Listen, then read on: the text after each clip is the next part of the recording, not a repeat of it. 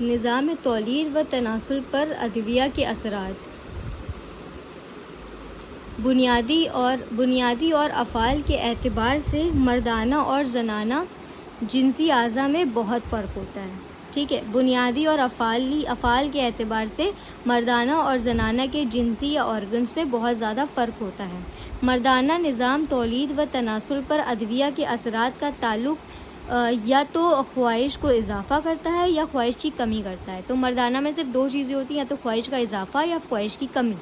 تو وہی لکھا ہے کہ مردانہ نظام تولید و تناسل پر دواؤں کا اثرات کا تعلق یا تو خواہش میں اضافہ سے ہوتا ہے یا تو خواہش کی کمی سے ہوتا ہے، جبکہ زنانہ تولید تناسل بہت پیچیدہ ہے۔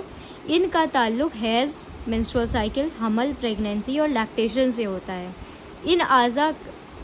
ان اعضاء تناسل میں مطلب زنانہ تولید و تناسل میں وجائنا، یوٹرس، اووریز اور بریسٹ شامل ہوتے ہیں، اور ان سب پر دواؤں کے مختلف اثرات ہوتے ہیں جس کو درج ذیل ہیں۔ سب سے پہلے ہم مردانہ پڑھیں گے۔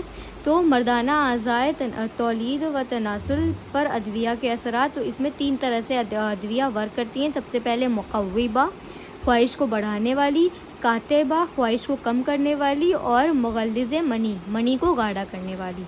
تو سب سے پہلے آتا ہے مقوبہ، وہ دوائیں جو جمع کی خواہش میں اضافہ کرتی ہیں، اور ان کی مختلف صورتیں ہوتی ہیں۔ یہ سب سے پہلے یہ ہے کہ یہ دوائیں کیا کرتی ہیں، خواہش میں اضافہ کرتی ہیں، جمع کی خواہش میں اضافہ کرتی ہیں۔ اور یہ کس طرح سے ورک کرتی ہیں، ہم دیکھو کچھ دوائیں اعضاء کی مراکز پر، مطلب اعضاء کا جو مراکز ہوتا ہے اس پر اثر کرتی ہیں، اس میں تحلیل پیدا کرتی ہیں اور قوت باء میں اضافہ کا باعث بنتی ہیں۔ ٹھیک ہے، کچھ دوا سب سے پہلے اس میں ہے کچھ دوائیں مرکز پر اثر کرتی ہیں اور اس میں تحلیل پیدا کرتی ہیں اور قوت باء میں اضافے کا باعث بنتی ہیں۔ اس کا اگزامپل ہے بھانگ اور کچلا، ڈائریکٹ مرکز پر اثر کرتی ہیں۔ پھر ہوتا ہے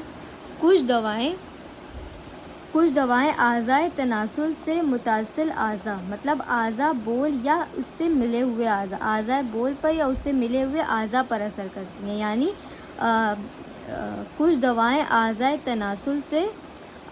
تناسل جو مین اس کا آرگن ہوتا ہے، ریپروڈکٹیو آرگن ہوتا ہے مردانہ، اس سے متصل اعضاء، مطلب کہ اعضاء بول کے علاوہ دوسرے اعضاء جو اس سے ملے ہوتے ہیں ان میں تحریک پیدا کرتی ہیں وہ ہیجان پیدا کرتی ہیں جو مقامی دوران پیدا کر کے مقامی دوران خون میں اضافہ کرتی ہیں اور مقوی باء کا سبب بنتی ہیں، جیسے کہ روغن مل کمنی، روغن زراری کی مالش۔ ٹھیک ہے، ان سب کا استعمال، ان سارے روغن کا استعمال۔ اس طرح کی دوائیں عام طور پر خارجنی استعمال کی جاتی ہیں۔ تیسرا ہے کچھ دوائیں جسمانی قوتوں میں اضافہ کرتی ہیں۔ یہ جسمانی قوتوں پہ اضافہ کرتی ہیں کر کے جنسی فعل، جو جنسی کے فنکشنز ہوتے ہیں، فعل ہوتے ہیں، جنسی فعل کی خواہش میں اضافہ کر دیتی ہیں، جیسے کہ مشک، عنبر اور شراب۔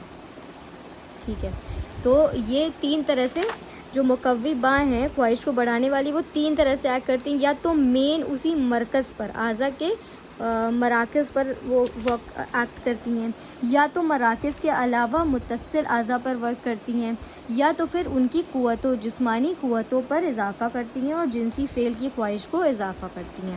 اس کے بعد اب یہ ہو گئی خواہش میں اضافہ۔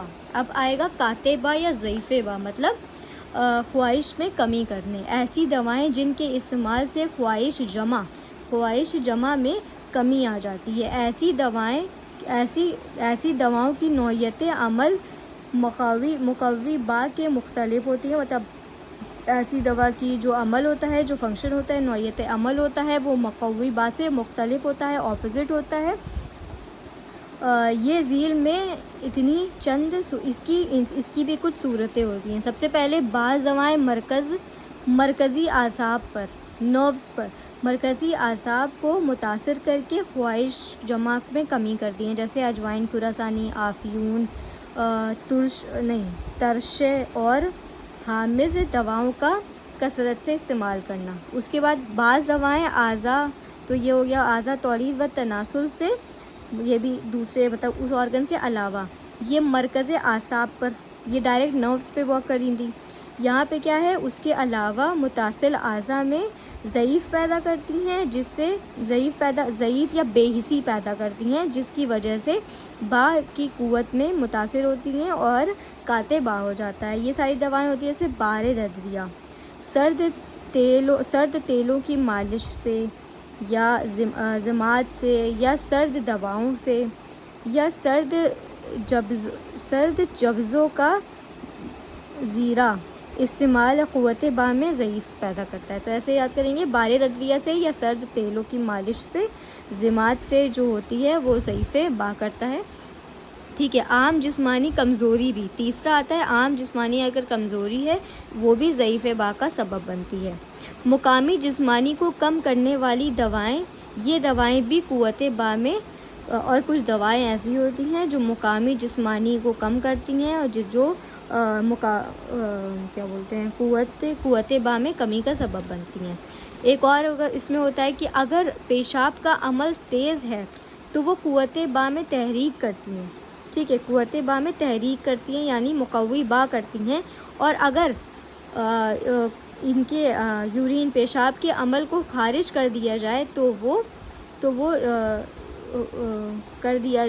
وہ ان کی تحریک ختم ہو جاتی ہے۔ ٹھیک ہے، اس میں خارج رد عمل پیدا کرنے والی دوائیں، یورین کو نکالنے والی دوائیں، ڈائی یوریٹکس بھی جو ہوتی ہیں وہ کاتے با ہوتی ہیں۔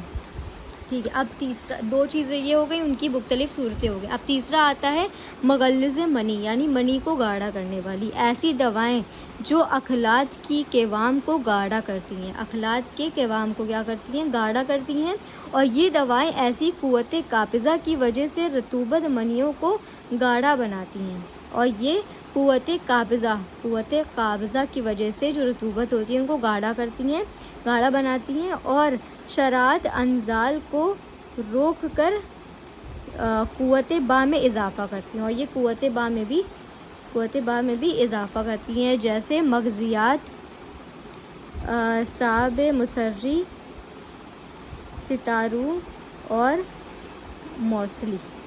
تو یہ ہو گئی تین چیزیں مردانہ اعضائے تولید و تناسل کی دوائیں۔ تو اس کے تین اثر ہوتے ہیں، مقوی با، کاتع با اور مغلظ منی۔